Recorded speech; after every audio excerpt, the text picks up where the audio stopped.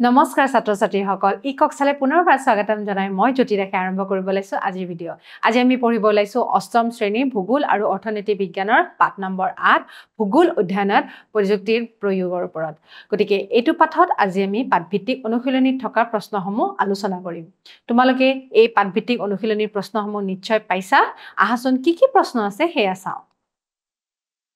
প্ৰথম প্ৰশ্ন আছে স্কেল বা মাপনি বুলিলে কি বুজা উত্তৰটো আমি এদৰে লিখিব পাৰো মানচিত্ৰত দুখন ঠাইৰ মাজৰ দূৰত্ব আৰু ভূপৃষ্ঠত সেই একে ঠাই দুখনৰ মাজৰ দূৰত্বৰ অনুপাতকে স্কেল বা মাপনি বোলে গতিকে ইয়াৰে উত্তৰটো আমি এদৰে লিখিব পাৰো পিছৰ প্ৰশ্নটোলৈ যাও ভৌগোলিক তথ্য ব্যৱস্থা বুলিলে কি বুজা উত্তৰ লিখিব পাৰো যিটো ব্যৱস্থাই তথ্য সংগ্ৰহ পৰীক্ষণ বিশ্লেষণ প্ৰদৰ্শন আদি কাৰ্য পৃথিৱীৰ বিভিন্ন স্থানৰ পৰিপ্ৰেক্ষিতত নিয়াৰিকৈ কৰে তাক ভৌগোলিক তথ্য ব্যৱস্থা বোলে ঠিক আছে তাৰ পিছৰ প্ৰশ্নটোলৈ যাও আমি এটা আমাক শুদ্ধ উত্তৰ লিখিব দিছে ইয়াতে তিনটা অপচন দিয়া আছে আৰু প্ৰশ্নটো দিয়া আছে দ্ৰাঘিমাংশ আৰু উত্তৰ অক্ষাংশৰ ভিত্তিত প্ৰথমে মানচিত্ৰ কোনে অংকন কৰিছিলে অপচন কেইটা পঢ়ি দিছো ইৰাটোস্থেনিছ টলমিয়ে আৰু কাৰ্ল ৰিটাৰে গতিকে ইয়াৰে শুদ্ধটো উত্তৰ হৈছে টলমিয়ে ঠিক আছে বাকি কেইটা উত্তৰ অশুদ্ধ ঠিক আছে তাৰ পিছৰ প্ৰশ্নটো চোৱাচোন 10000 ভাগৰ এক ভাগ এনেদৰে প্ৰকাশ কৰা স্কেলবিধ হল নিৰূপক ভগ্নাংশ ৰৈখিক স্কেল নে ভাষাৰ স্কেল গতিকে ইয়াৰে শুদ্ধ উত্তৰটো হৈছে ভাষাৰ স্কেলো নহয় নিৰূপক ভগ্নাংশও নহয় ৰৈখিক স্কেল ঠিক আছে তাৰ পিছৰ প্ৰশ্নটোলৈ যাও আটাইতকৈ প্ৰাচীন মানচিত্ৰ উদ্ধাৰ হৈছিল মিছৰত মেছপটেমিয়াত আৰু চীনত গতিকে ইয়াৰে শুদ্ধ উত্তৰটো কি জানানে মিছৰতো নহয় চীনতো নহয় মেছপটেমিয়াত হৈছে আটাইতকৈ প্ৰাচীন মানচিত্ৰ উদ্ধাৰ ঠিক আছে মানচিত্ৰ অংকনৰ কৰ্মবিকাশ সম্বন্ধে এটা টুকা লিখিব দিছে এতিয়া আমি কিদৰে লিখিব পাৰো এখন অৰ্থপূৰ্ণ মানচিত্ৰ প্ৰস্তুত কৰি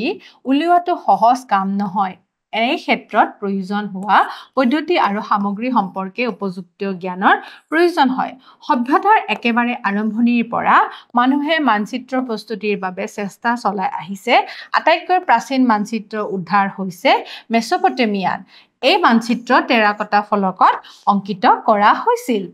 ঠিক আছে খ্ৰীষ্টপূৰ্ব দ্বিতীয় শতিকাত চীন দেশত স্কেলৰ ধাৰণাৰে মানচিত্ৰ অংকন কৰাৰ প্ৰমাণ পোৱা গৈছে তেওঁলোকে পাতৰ কাপোৰত পৰ্বত পাহাৰ নদ নদী ৰাস্তা ঘাট আদি দেখুৱাই মানচিত্ৰ অংকন কৰিছিল প্ৰাচীন যুগৰ পণ্ডিতসকলৰ ভিতৰত টলমিয়ে মানচিত্ৰ অংকনৰ ক্ষেত্ৰত বিশেষ দক্ষতা দেখুৱাইছিল দ্ৰাঘিমাংশ আৰু অক্ষাংশৰ সহায়ত তেওঁ ঠাইৰ অৱস্থান নিৰ্ণয় কৰিবলৈ চেষ্টা কৰিছিল ঠিক আছে তাৰ পিছত কলম্বাছ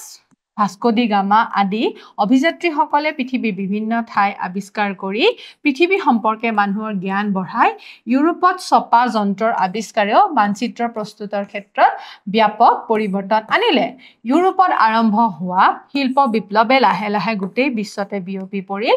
যন্ত্ৰপাতিৰ সহায়ত মানুহে বিভিন্ন সম্পদ উৎঘাটন কৰিব পৰা হ'ল ঠিক আছে এবাৰ আমাৰ লাষ্টৰ প্ৰশ্নটো চাওঁচোন ভূগোল অধ্যয়নত কি প্ৰযুক্তি ব্যৱহাৰ কৰা হয় ভূগোল অধ্যয়নত কি প্ৰযুক্তি ব্যৱহাৰ কৰা হয় দূৰ সংবেদন ভৌগোলিক তথ্য ব্যৱস্থা GIS যেটো আমি ভৌগোলিক তথ্য ব্যৱস্থাক আমি ইংৰাজীত GIS বুলি কওঁ ঠিক আছে আৰু কি গোলকীয় স্থান নিৰ্ণয় ব্যৱস্থা GPS